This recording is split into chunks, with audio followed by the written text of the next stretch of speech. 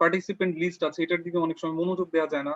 দেখা যায় অনেক সময় নেটওয়ার্কের কারণে অনেক সময় হচ্ছে অনেকে লিভ নিয়ে নিচ্ছে, আবার পরে জয়েন করতে গেলে যদি টিচার ঠিক মতো খেয়াল করতে না পারেন, জয়নিং এ দেরি হয়, প্রবলেম হয়।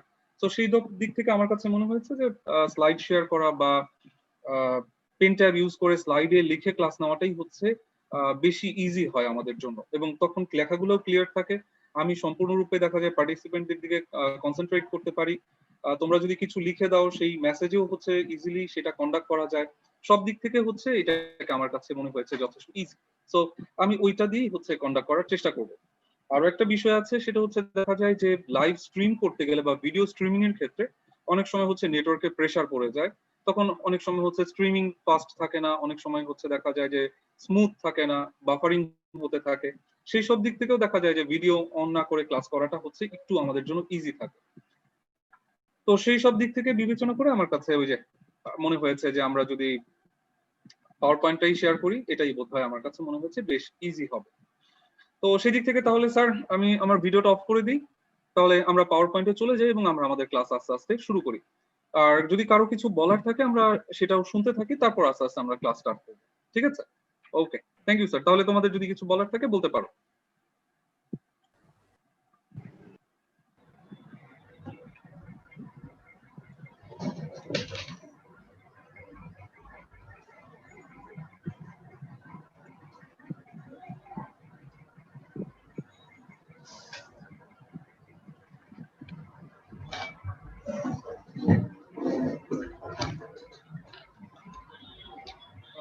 স্যার প্রেজেন্টলি দেওয়ার দরকার নাই স্যার, এটা ক্যাপ্টেনরা যদি আমাকে যখন বলবে আমি তো রিপিট করবোই যে তুমি প্রেজেন্ট আছো কিনা।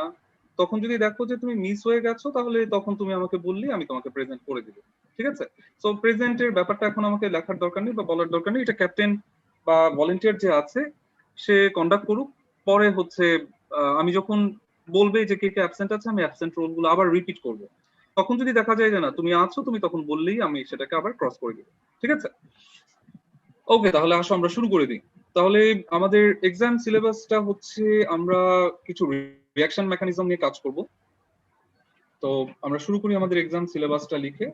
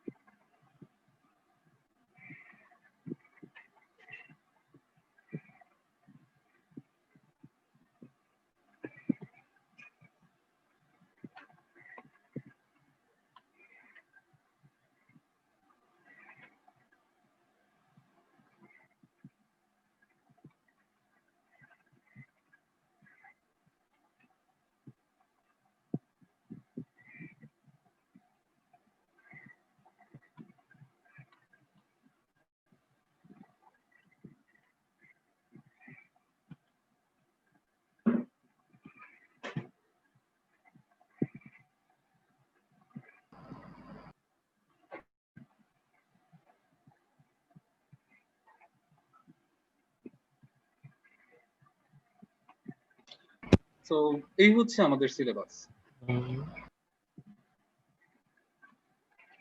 তাহলে সিলেবাসের ক্ষেত্রে আমরা পাচ্ছি reaction mechanism, addition reaction. Addition reaction contains Markovnikov and anti-Markovnikov reaction, substitution reaction. Substitution reaction contains SN1 and SN2 reaction mechanism. And elimination reaction, it contains Syzev rule, E1 reaction and E2 reaction. For identification reaction, we have three functional groups: number one alkyne, number one alkene, number two alkyne, and number three amine. So we have to just cover these three functional groups for our identification reaction. Other identification reactions like alcohol, aldehyde, ketone, carboxylic acid, we will do these identification reactions later. And number three, it is polymers. It includes type of polymers. There are different type of polymers. And number two, polymerization reactions. Basically, addition polymerization reactions and condensation polymerization reactions. And number three, it is glycosidic and peptide bond. So I think the syllabus is not too large, but the part of the syllabus is very much important for our final exam and HSC exam. তো তুমি যদি board question দেখো, তুমি দেখবে যে এই যে reaction mechanism আছে তিনটা, এই রিঅ্যাকশন মেকানিজম থেকে প্রতি বছর এক সেট কোশ্চেন আসে। সো দ্যাট তুমি যদি প্ল্যান করো যে আমি এই অর্গানিক পার্ট থেকে একটা কোশ্চেন অ্যান্সার করতে চাই এবং খুব ভালো অ্যান্সার করতে চাই, ফুল মার্কস ক্যারি করতে চাই, তাহলে রিঅ্যাকশন মেকানিজমের দিকে কনসেন্ট্রেট যদি তুমি করো, তাহলে এই রিঅ্যাকশন মেকানিজম থেকে তুমি একেবারে 10 আউট অফ 10 পেয়ে যাওয়ার সুযোগ আছে।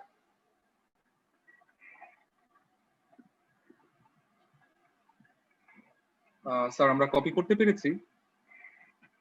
Yes, sir. Yes, sir. Yes, sir. যদি Yes, sir. যদি স্যার কারো কপি মানে দেরি হয় বা করা না হয়ে থাকে, তুমি হ্যান্ড রেজ করলে আমি বুঝতে পারবো যে তোমার কপি হয়নি এখনো করা।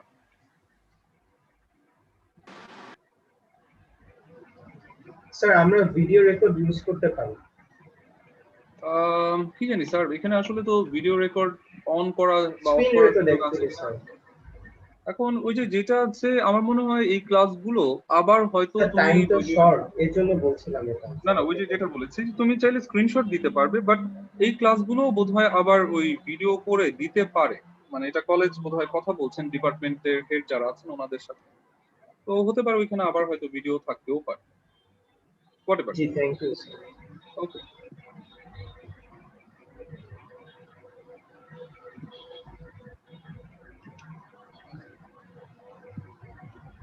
হয়েছে স্যার, তাহলে এখন আমি তাহলে আসসালামু আলাইকুম স্যার, কাইন্ডলি কি অ্যাডিশন রিঅ্যাকশনে কি টপিক বলছিলেন ওটা একটু রিপিট করতে পারবেন kindly?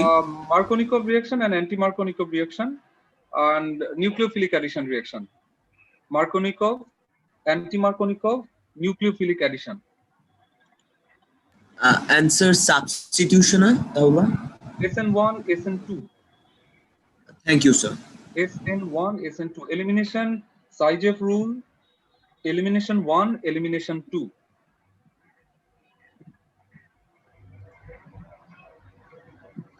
Okay then. Thank you sir. Thank you, sir. তাহলে আমরা আজকে আমাদের টপিকটা স্টার্ট করছি।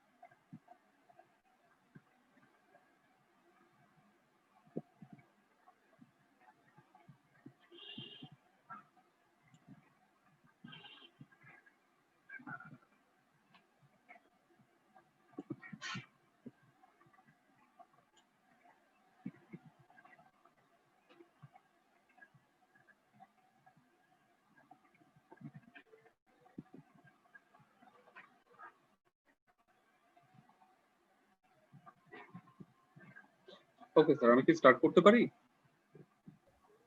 জি sir. Yes, sir. Okay sir.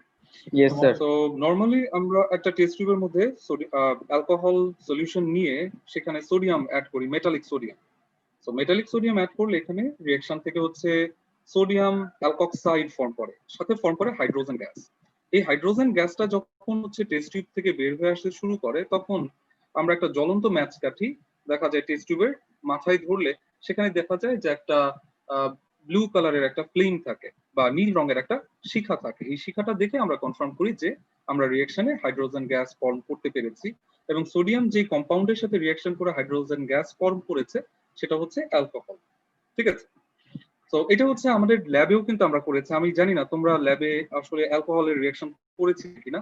অ্যালকোহলের reaction করলে ল্যাবে আমরা এই প্রথম রিঅ্যাকশনটাই করে থাকি, যে আমরা একটা অ্যালকোহল সলিউশনে মেটালিক সোডিয়াম অ্যাড করে দিই, এন্ড দেন সেখান থেকে দেখা যায় যে sodium ethoxide and hydrogen gas form করে, এন্ড হাইড্রোজেন গ্যাস দেখা যায় একটা ফ্লেমের সাথে রিঅ্যাকশন করলে সেখানে একটা নীল রঙের ফ্লেম তৈরি করে, এবং সেখান থেকে আমরা কনফার্ম করি যে আমাদের সোডিয়াম অ্যালকোহলের সাথে রিঅ্যাকশন করেছে।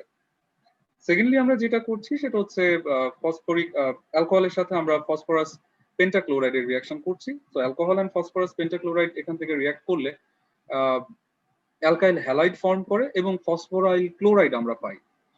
সাথে আমরা পাচ্ছি হাইড্রোক্লোরিক অ্যাসিড। হাইড্রোক্লোরিক অ্যাসিড এটা গ্যাসিয়াস ফর্মে থাকে। তো এই গ্যাসিয়াস হাইড্রোক্লোরিক অ্যাসিড যখন অ্যামোনিয়ার সাথে রিঅ্যাকশন করে তখন অ্যামোনিয়াম ক্লোরাইড ফর্ম করে। এই অ্যামোনিয়াটা আমরা কোথায় পাচ্ছি?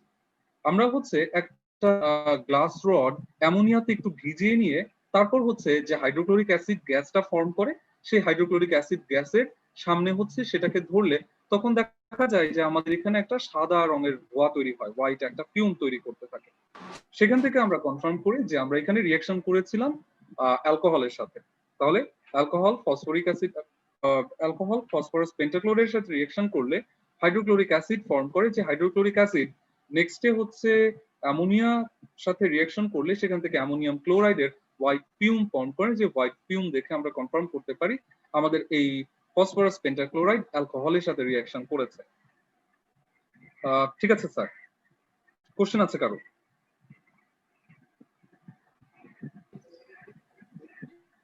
No, sir. Okay, thank you sir. তাহলে আমি চলে যাচ্ছি পরে। এখন আমাদের এখানে ডিফারেন্ট টাইপের অ্যালকোহল থাকে। আমরা অ্যালকোহলকে ডিফারেন্ট টাইপে হচ্ছে ডিভাইড করতে পারি। লাইক আমরা বলি যে নাম্বার 1 মিথানল,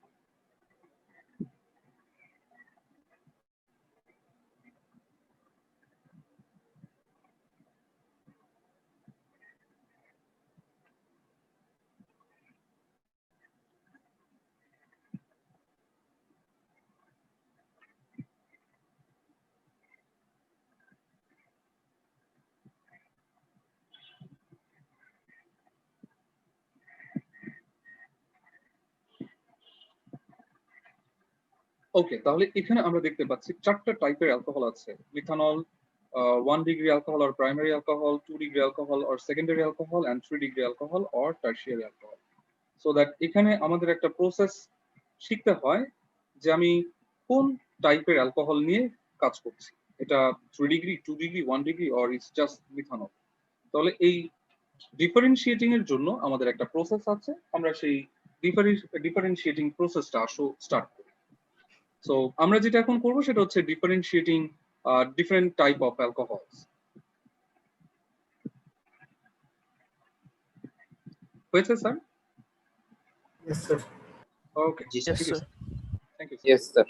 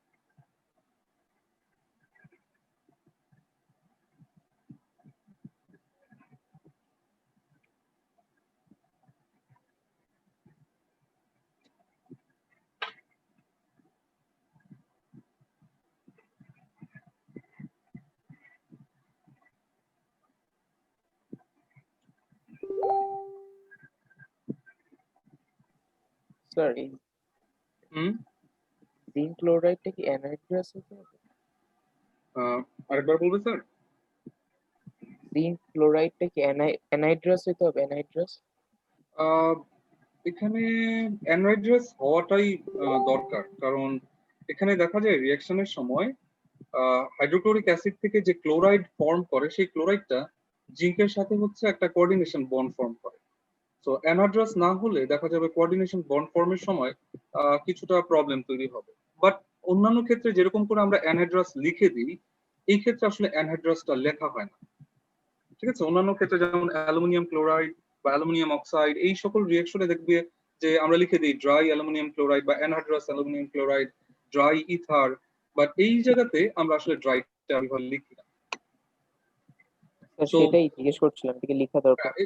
এটার আরেকটা কারণটা কি, মানে যখন তুমি হচ্ছে এটাকে মিক্স করে ফেলছো, ঠিক আছে, এটাকে যখন তুমি মিক্স করে ফেললে এটা আসলে কিন্তু একটা সলিউশনে চলে এসেছে, তাই না? কাজ তুমি জিঙ্ক ক্লোরাইড সলিডের সাথে হাইড্রোক্লোরিক অ্যাসিডের অ্যাকোয়া সলিউশন যখন মিক্স আপ করে ফেলছো, আলটিমেটলি কিন্তু এটা একটা সলিউশনে চলে এসেছে। সো দ্যাট ইনিশিয়ালি এটা অ্যানহাইড্রাস ছিল, বাট পরে কিন্তু আর ওই অ্যানহাইড্রাস অবস্থাটা তার কিন্তু নাই। সো এই লুকাস রিএজেন্ট মানেই হচ্ছে mixture of zinc chloride and hydrochloric acid. তো এখানে আমরা যেটা দেখতে পাচ্ছি, এখানে একটা সাবস্টিটিউশন রিঅ্যাকশন হয়েছে, যেখানে আমরা OH কে হাইড্রোক্লোরিক অ্যাসিডের যে ক্লোরাইড আছে তাকে দিয়ে আমরা সাবস্টিটিউট করেছি। তো বেসিক্যালি এটা হচ্ছে SN1 টাইপের সাবস্টিটিউশন রিঅ্যাকশন, এবং SN1 টাইপের সাবস্টিটিউশন রিঅ্যাকশনের 3 ডিগ্রি হচ্ছে পার্টিসিপেট করে সবচেয়ে ফার্স্ট, তারপর 2 ডিগ্রি, এন্ড সবার শেষে হচ্ছে প্রাইমারি অ্যালকোহল বা 1 ডিগ্রি অ্যালকোহল। ও sorry sorry sorry sorry sorry sorry এটা স্যার কারেকশন আছে, কারেকশন আছে স্যার স্যার আপনি হ্যাঁ উল্টা লেখছেন। হ্যাঁ স্যার কারেকশন আছে, স্যার কারেকশন ওইটা আছে। হয় আমাকে এতক্ষণ বলো নাই যে? আমরাও কনফিউজ ছিলাম। স্যার আপনি তো আমরাও ভালো জানতাম পড়ান। না স্যার, আমরা তো পড়িনি স্যার। ওকে, সমস্যা নেই, থ্যাংক ইউ স্যার। তাহলে এটা হচ্ছে ভেরি ভেরি স্লো।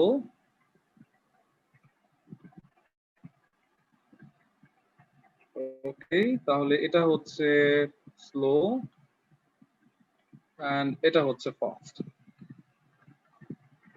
সো এখানে যে রিঅ্যাকশন মেকানিজম, এই রিঅ্যাকশন মেকানিজমটা হচ্ছে SN1 রিঅ্যাকশন মেকানিজম ফলো করছে।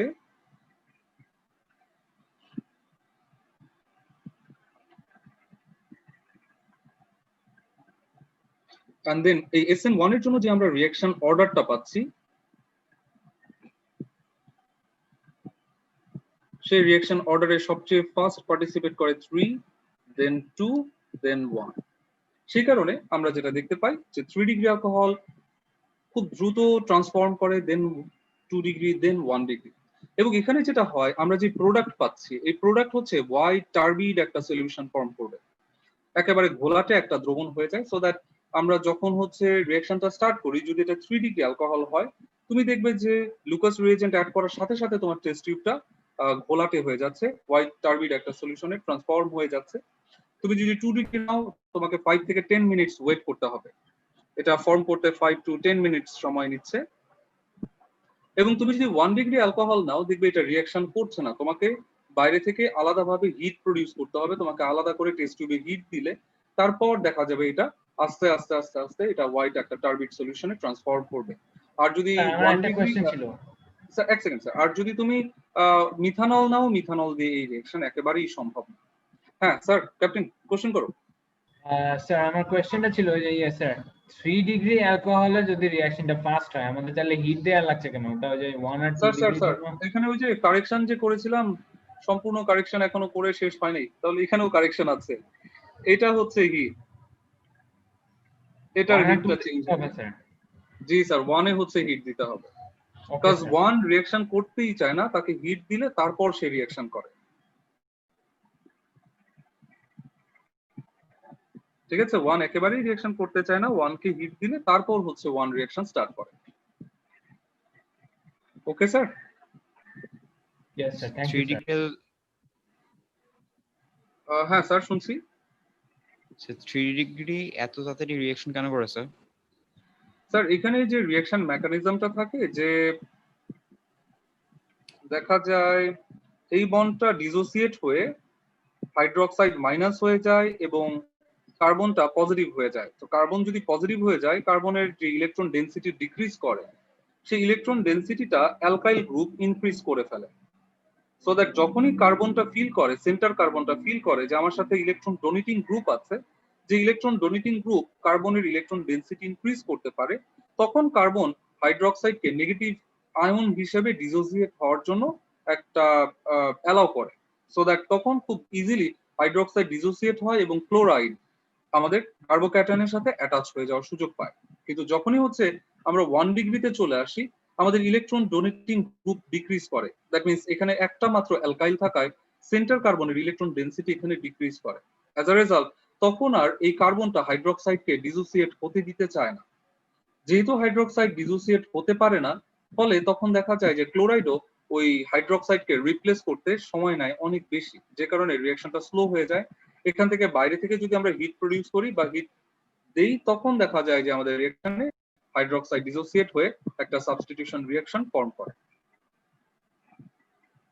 ঠিক আছে, ওকে। তাহলে স্যার আমাকে ওই যে টাইম প্রায় শেষের দিকে আমরা চলে এসেছি, ক্যাপ্টেন সাহেব আমাকে কি কাইন্ডলি তুমি একটু যারা অ্যাবসেন্ট আছে রোলগুলো বলবে? স্যার প্রথমত এখানে তো অনেকজন আবার এক্সিট হচ্ছে আবার ইন করছে, যার কারণে এক্সাক্ট নাম্বারটা বলা মুশকিল, তবু আমি কয়েকজন নোট করে রেখেছি। 59 64 স্যার কাইন্ডলি একটু আগের স্লাইডে যাবেন। স্যার প্রেজেন্ট 59 তো আছে 59 আছে, আচ্ছা ঠিক আছে। আমি বলি sir 64 sir. 65 okay, 64 65 59 cross 82 82 101 101 103 103 110 110 118 118 129 139 129 and 139. Thank you, sir. 138 কি আমি শেষ আসছে? করি। 128 মানে 138 138 138 138 স্যার আছো? স্যার 138 কলেজই নেই। আচ্ছা 138 কলেজ, Oh, of তাহলে course, তো I forgot. My সমস্যা bad. নেই, তাহলে প্রবলেম নেই। ওকে স্যার, আসো শুরু করি। সো আমার হাতে 4 মিনিট সময় আছে, অ্যাটলিস্ট হেডলাইনটা তো আমরা লিখতে পারবো। স্যার তো ওই যে অ্যালকাইল গ্রুপ যেগুলা কার্বনের সাথে অ্যাটাচড, ওগুলা বেসিক্যালি যে ইলেকট্রন মানে ইলেকট্রন নিয়ে নিচ্ছে। অ্যালকাইল গ্রুপ Electron ইলেকট্রন নিয়ে ডোনেট করছে স্যার, ইলেকট্রন ডোনেটিং করছে। গ্রুপ এর ইলেকট্রন ডেনসিটি ইনক্রিজ করে। হুম। তো তাহলে কার্বনের যে পার্শিয়াল পজিটিভ চার্জ ওটা কমে যাবে, যার কারণে ওই যে সি আর ওএইচ এর মধ্যে যে বন্ডটা, ওটা ওই যে বন্ড স্ট্রেংথ কমে যাবে, যার কারণে ওটা ইজিলি ডিসোসিয়েট করবে যে টারশিয়ারি অ্যালকোহলের ক্ষেত্রে। স্যার এখানে আসলে এভাবে যদি আমরা এটাকে বলতে চাই, তাহলে কথাটা একটু চেঞ্জ হয়ে যাবে, তখন মনে হবে যে এখানে ডিসোসিয়েট হবে না। আমরা ডায়লগটা দিব একটু ডিফারেন্টলি, আমাদের কথাটা হবে এরকম, হাইড্রোক্সাইড যদি ডিসোসিয়েট হয় তাহলে কার্বনের ইলেকট্রন ডেনসিটি ডিক্রিজ করে, এন্ড দেন তখন অ্যালকাইল হচ্ছে কার্বনের ইলেকট্রন ডেনসিটি ইনক্রিজ করার একটা সুযোগ থাকে। তো যখনই আমাদের সেন্টার কার্বন ফিল করছে যে হাইড্রোক্সাইড ডিসোসিয়েট হওয়ার পরেও আমার ইলেকট্রন ডেনসিটি অতটা ডিক্রিজ করবে না, তখন সেন্টার কার্বন হাইড্রোক্সাইডকে ডিসোসিয়েট হওয়ার অ্যালাউ করবে। ঠিক আছে, সো দ্যাট তোমার যতই অ্যালকাইল নাম্বার বাড়বে, সেন্টার কার্বনের ইলেকট্রন ডেনসিটি বাড়লে সে হাইড্রোক্সাইডকে ইজিলি ডিসোসিয়েট হতে দিবে, সো দ্যাট রিঅ্যাকশনটা ফাস্টার হচ্ছে। যদি তোমার নাম্বার অফ অ্যালকাইল কমে যায়, তাহলে সেন্টার অ্যাটমের ইলেকট্রন ডেনসিটি ডিক্রিজ করে, সো দ্যাট তখন যদি সে হাইড্রোক্সাইডকে ডিসোসিয়েট করে, তাহলে ইলেকট্রন ডেনসিটি আরো ডিক্রিজ করবে। As a result electron density অনেকখানি ডিক্রিজ করার পসিবিলিটি ক্রিয়েট হয় বলে দেখা যায় যে আমাদের 1 ডিগ্রি তখন একেবারেই হচ্ছে আর ডিসোসিয়েট হতে চায় না বা হাইড্রোক্সাইডকে ডিসোসিয়েট হতে দেয় না। এখন হাইড্রোক্সাইড যদি ডিসোসিয়েট না হয়, তাহলে ক্লোরাইড তো অ্যাটাচ হওয়ার কোনো সুযোগ পাচ্ছে না, যেই কারণে 1 ডিগ্রি রিঅ্যাকশনটা অনেক স্লো হয়। এই ডিসোসিয়েশনটাকে ফাস্টার করার জন্য তখন আমরা বাইরে থেকে এনার্জি সাপ্লাই দেই বা এনার্জি অ্যাপ্লাই করি, সো দ্যাট তখন দেখা যায় এই এক্সট্রা এনার্জি কাজে লাগিয়ে বন্ডটা ভেঙে যায়, এন্ড দেন ক্লোরাইড এখানে সাবস্টিটিউশনটা করতে পারে। Thank you sir. Thank you sir. তাহলে আমরা স্টার্ট করেছি identification of aldehydes and ketones. Identification of aldehyde and ketone আর সেম, সো দ্যাট আমাদের এখানে যে কাজটা করতে হচ্ছে, প্রথমে খেয়াল করতে হচ্ছে আমরা প্রথমেই যেটা আইডেন্টিফাই করি যে কার্বনিল আছে কিনা। আমরা কার্বনিলটাকে হচ্ছে প্রথমে আইডেন্টিফাই করার চেষ্টা করি, সো দ্যাট আমরা যেটা করছি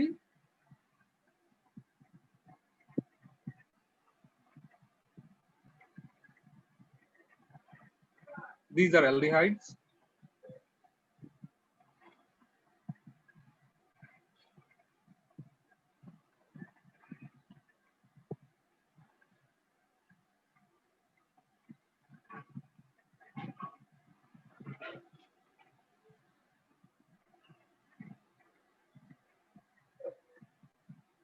স্যার আজকে তাহলে এই পর্যন্তই আমাদের ক্লাস রাখতে হবে, কারণ অলরেডি আমরা 39 মিনিটসে চলে এসেছি, 30 সেকেন্ডস আছে।